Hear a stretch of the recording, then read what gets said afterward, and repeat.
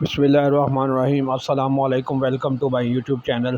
تو آج ہم بات کریں گے سلطان صلاح الدین ایوبی کی۔ تو جو لوگ بھی ویڈیو پہ فرسٹ ٹائم آئے ہیں پلیز ویڈیو کو لائک شیئر اور سبسکرائب کر دیں اور بیل آئیکن پر ضرور کلک کریں، تھینک یو۔ تو چلیے سٹارٹ کرتے ہیں آج کی ویڈیو۔ سلطان صلاح الدین ایوبی صلاح الدین یوسف ابن ایوب، جسے مغرب میں صلاح الدین کے نام سے جانا جاتا ہے، ایک ممتاز مسلم رہنما، فوجی حکمت عملی اور مصر اور شام کے پہلے سلطان تھے جنہوں نے ایوبی خاندان کی بنیاد رکھی۔ انہیں صلیبی جنگوں میں ان کے کردار کے لیے سب سے زیادہ یاد کیا جاتا ہے، خاص طور پر 1187 میں صلیبیوں سے یروشلم کو دوبارہ حاصل کرنے میں۔ 1137 یا 1138 میں تکریت عراق میں پیدا ہونے والے صلاح الدین کا تعلق کرد قبیلے سے تھا اور وہ اپنی حکمت عملی کی مہارت، جارحانہ ساکھ کی وجہ سے مشہور ہوا اور عالم اسلام کو غیر ملکی حملہ آوروں کے خلاف متحد کرنے کی کوششیں کی۔ ابتدائی زندگی اور اقتدار میں اضافہ: صلاح الدین ایک کرد فوجی گھرانے میں پیدا ہوئے۔ اس کے والد نجم الدین ایوب اور چچا شرقوہ دونوں نے عماد الدین زنگی کے ماتحت خدمات انجام دیں، جو زنگیت خاندان کے ایک طاقتور مسلمان حکمران تھے جنہوں نے صلیبی ریاستوں کے خلاف جنگ لڑی۔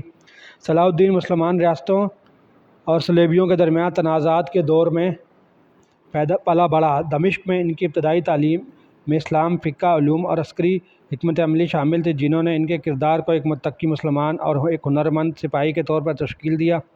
صلاح الدین کی ابتدائی شہرت اس کے چچا شرقوہ کے ذریعے ہوئی، جو دمشق کے زنگیت حکمران نور الدین کی خدمت میں ایک جنرل تھے۔ صلاح الدین مصر میں فوجی مہمات پر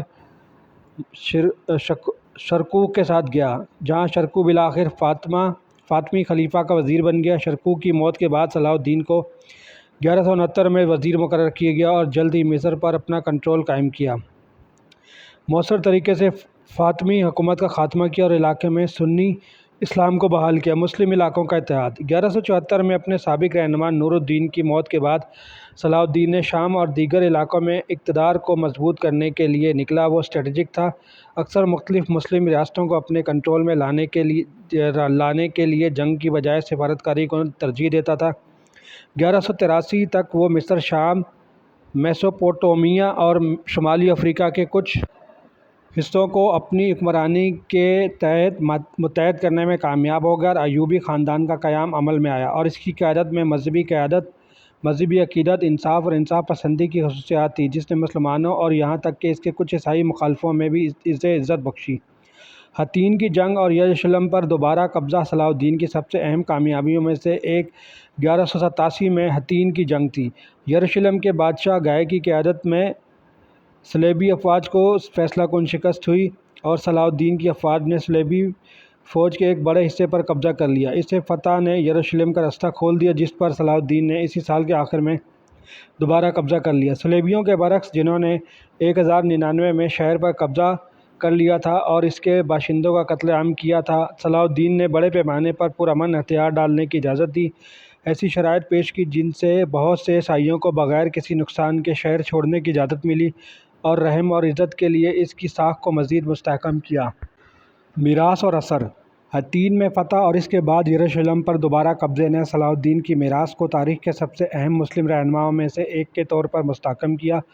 دشمنوں کے ساتھ اس کے بہادرانہ سلوک اور سفارتی مہارت نے اسے عیسائی اور مسلم دونوں دنیا سے عزت حاصل کی۔ 4 مارچ کو بھی ان کو شہرت میں اضافہ ہوتا رہا۔ صلاح الدین کی قیادت نے نہ صرف مسلم ریاستوں کے درمیان اتحاد کو متاثر کیا بلکہ ایک ایسی وراثت کی بنیاد بھی رکھی جس کے بعد کے لیڈروں، مسلم اور غیر مسلم دونوں نے تعریف کی۔ آج تک سلطان صلاح الدین ایوبی کو قیادت، بہادری اور مذہبی عقیدت کے نمونے کے طور پر منایا جاتا ہے۔ ان کی زندگی اور کارنامے ادب، شاعری اور تاریخ علوم کو متاثر کرتے ہیں۔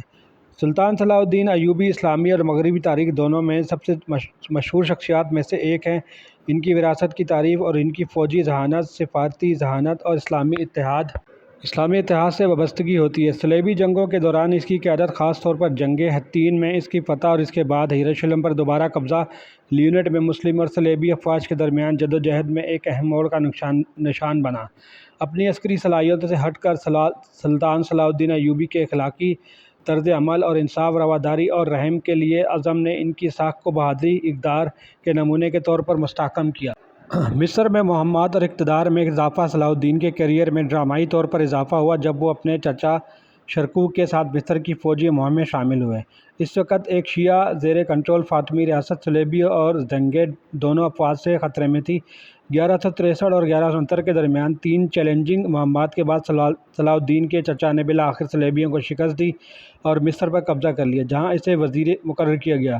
شرکوک کی موت کے فوراً بعد صلاح الدین نے وزیر کا کردار سنبھالا اور صرف 31 سال کی عمر میں مصر پر مؤثر طریقے سے کنٹرول حاصل کر لیا۔ مسلم دنیا کا اتحاد۔ 1174 میں نور الدین کی موت کے بعد صلاح الدین نے ٹوٹے ہوئے مسلم علاقوں کو صلیبیوں کے خلاف متحد کرنے کا موقع دیکھا، تاہم یہ آسانی سے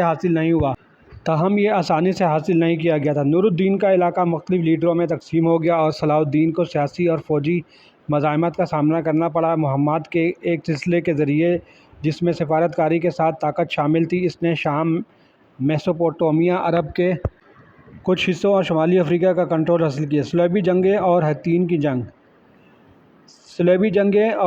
کی جنگ۔ جب تک وہ اپنی طاقت کو مستحکم کر چکا تھا، صلاح الدین نے اپنی توجہ صلیبی ریاستوں کی طرف کر دی جو پہلی صلیبی جنگ کے نتیجے میں قائم ہوئی تھی۔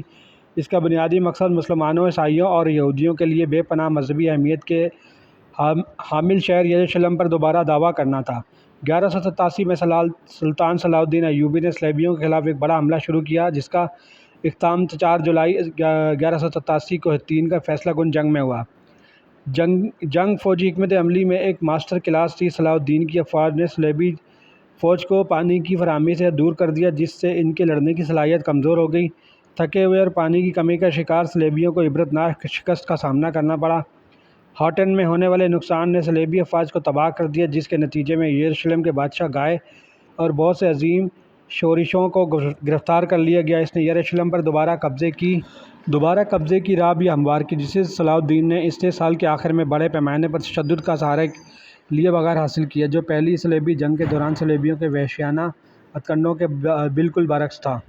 یروشلم پر دوبارہ قبضہ اور اس کا نتیجہ اکتوبر 1187 میں یروشلم میں داخل ہونے پر صلاح الدین کا شہر کی عیسائی آبادی کے ساتھ سلوک ہمدردی اور نرمی کے ساتھ نمایاں تھا۔ 1099 مسلمانوں کے قتل عام کا بدلہ لینے کے بجائے صلاح الدین نے عیسائی باشندوں کو بحفاظت شہر چھوڑنے کے لیے تاوان ادا کرنے کی اجازت دی۔